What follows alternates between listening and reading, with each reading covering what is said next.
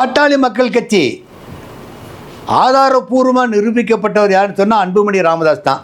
அன்புமணி ராமதாஸுக்கு திடீர்னு ஞானோதயம் பிறந்து தன்னுடைய தந்தையார் ராமதாஸை போய் ராமாவரம் தோட்டத்தில் பார்க்குறப்ப என்ன பண்ணுறாரு, நம்ம சௌமியா அன்புமணியும் கூட்டிகிட்டு போகிறாங்க. போய் பார்த்தோன்னையும் ராமதாஸ் அங்கே வந்தோன்னையும் அங்கே கண் கலங்கி மருமகளை உச்சி முகர்ந்து நீ நினச்சதை சாதிச்சிட்டியம்மா அப்படின்னு சொல்லி பாராட்டி கண் கலங்கி பேசுகிறாங்க. ரெண்டு பேரும் நெடுஞ்சான் கடையாக உளுந்து ஆசீர்வாதம் வாங்கிட்டு வர்றாங்க.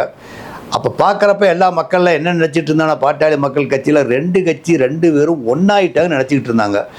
ராமதாஸில் இருக்கக்கூடிய பிரிவு மாவட்ட செயலாளர்களுடையிலும் அன்புமணி ராமதாஸில் இருக்கக்கூடிய மாவட்ட செயலாளர்களெல்லாம் ரெண்டு கட்சி ஒன்றாயிருச்சு, ராமதாஸும் அன்புமணி ராமதாஸும் ஒன்றாயிட்டாங்கிற மாதிரி இருந்தாங்க. ஆனால் அது இன்னும் ஒன்றான மாதிரி சூழ்நிலை இதுவரை தெரியவில்லை.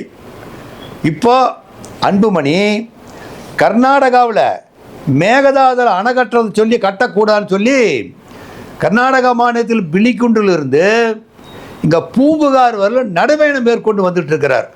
நடைபயணம் மேற்கொண்டு வர்றப்போ ஒவ்வொரு ஊர்லேயும் ராமதாசனுடைய ராமதாசனுடைய ஆதரவாளர்கள் யாருமே அன்புமணி ராமதாஸ் கூட்டத்துக்கு இதுவரையிலும் கலந்துக்கலிங்க.